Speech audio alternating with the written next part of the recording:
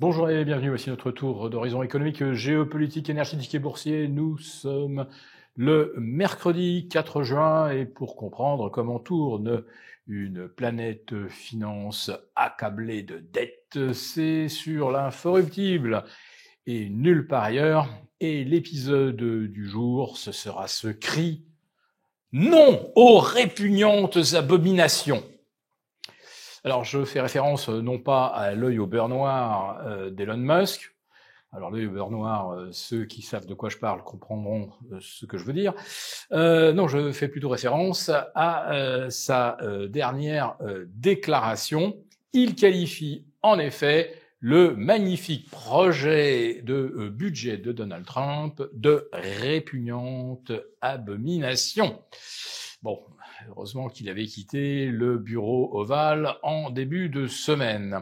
Alors, qu'est-ce qui ne plaît pas à Elon Musk, qui le révolte ainsi?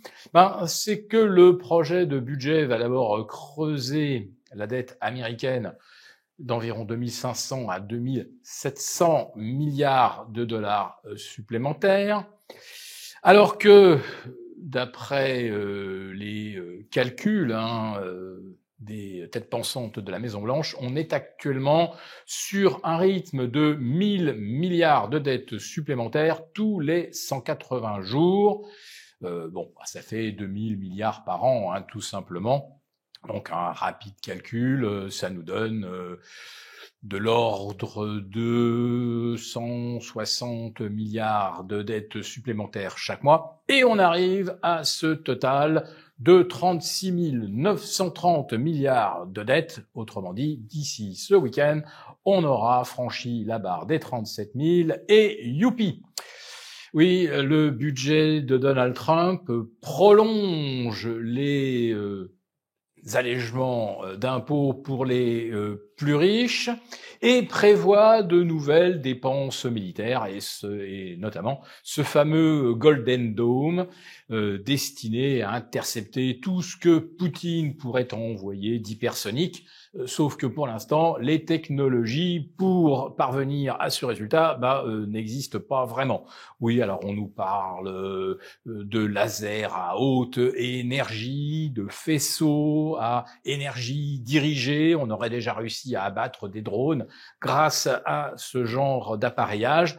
Mais bon, de là à recouvrir et à rendre totalement étanche l'équivalent du territoire américain et peut-être aussi du territoire canadien, oui, il va en falloir encore beaucoup de milliards de recherche et pour la mise en œuvre. Alors là, combien cela coûtera-t-il? Personne n'en sait plus rien. Par contre, ce que l'on sait maintenant officiellement, c'est que l'Ukraine, ça y est, l'Ukraine est en faillite. L'Ukraine fait défaut sur le remboursement de sa dette. Autrement dit, tous les milliards, dizaines de milliards, centaines de milliards qui ont été aiguillés vers l'Ukraine depuis mars 2022, cela n'a pas suffi au pays à échapper à la faillite. Or, on a donné à l'Ukraine beaucoup plus que l'équivalent de son PIB d'avant la guerre, qui était d'environ 170 milliards d'euros, c'est-à-dire un PIB à peu près inférieur de 10 fois à celui de la Russie. Celui de la Russie qui, bien sûr, a progressé depuis 2022, alors que l'économie russe, comme tout le monde le sait, devait être à genoux.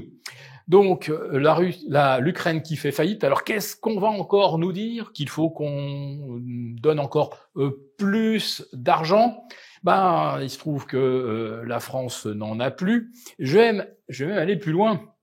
On apprend qu'il y a maintenant un projet de petites surtaxes, presque $1, pour financer l'entretien du rail français. Oui, Réseau Ferré de France n'a plus les moyens, ce qui est quand même assez étonnant, puisque moins il y a de kilomètres de voies exploitées à budget constant, moins on est capable de les entretenir. Bon. J'avoue que cet effet de ciseaux inversé m'interpelle quelque part. Mais bon, ce n'est qu'une des anecdotes dans toutes les choses qui dysfonctionnent dans notre pays. Alors je rappelle également que les surtaxes aéroportuaires vont encore augmenter, qu'on aura bien un écolo pour nous dire que les billets d'avion ne sont pas suffisamment taxés. Bref, on comprend bien que même sans remettre de l'argent dans le tonneau des Danaïdes ukrainiens, la France se dirige de plus en plus vers une banqueroute. Et ça arrive au moment où l'OCDE revoit à la baisse les objectifs de croissance européens et, justement, français. Or, notre budget 2025 est bâti sur des hypothèses de croissance et de recettes fiscales qui, si l'OCDE ne se trompe pas, eh bien, ces hypothèses seront démenties et donc notre déficit sera bien supérieur aux 40 milliards qu'on nous annonce. Allez, si on s'en tire à 120 milliards, je pense qu'on pourra éventuellement se dire qu'on s'en est pas trop mal tiré.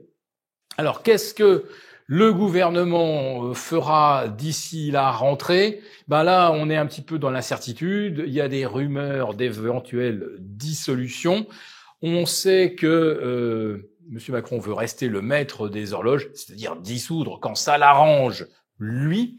Mais quand on voit ce qui se passe déjà au niveau budgétaire, on se demande comment le gouvernement peut encore échapper à la censure. En tout cas, ça ne soucie pas du tout les marchés financiers. Le CAC 40 revient au-delà des 7800 points. L'Eurostoxx 50 n'est plus qu'à 2% de ses records, à peu près la même chose pour le S&P 500. Aux États-Unis, on continue de s'arracher les valeurs de type semi-conducteur et intelligence artificielle. On est là sur des scénarios qu'on n'avait pas vus depuis la bulle de 2000. Alors, même cause, mêmes effets. En tout cas, je rappelle une chose, c'est que ce sont bien les particuliers qui s'arrachent en mode FOMO tous les champions de la tech et bien sûr l'inénarrable Palantir qui se paye 100 fois son chiffre d'affaires, 500 fois son bénéfice et plus ça monte, plus ils en veulent. Oui, donc je rappelle que toutes les grandes corrections sur les marchés sont survenues lorsque les particuliers étaient les derniers à payer. Pour vous remercier de votre fidélité, vous pouvez télécharger gratuitement en suivant le lien ci-dessous un guide complet sur l'achat d'or physique qui représente un investissement de choix en période économique incertaine et surtout d'inflation. N'oublions pas que depuis un an, l'or a gagné 12%. Merci et à bientôt. Merci beaucoup d'avoir regardé cette vidéo. N'hésitez pas à réagir dans les commentaires ou à liker et partager cette vidéo si le contenu vous a plu. Et pour ne rater aucune de nos prochaines émissions, vous pouvez vous abonner à notre chaîne et activer les notifications. Et pour plus de contenu, n'oubliez pas que le dernier rapport rédigé par nos experts est accessible en cliquant sur le lien de description. On se retrouve tout de suite dans les commentaires et je vous dis à très bientôt pour une prochaine vidéo.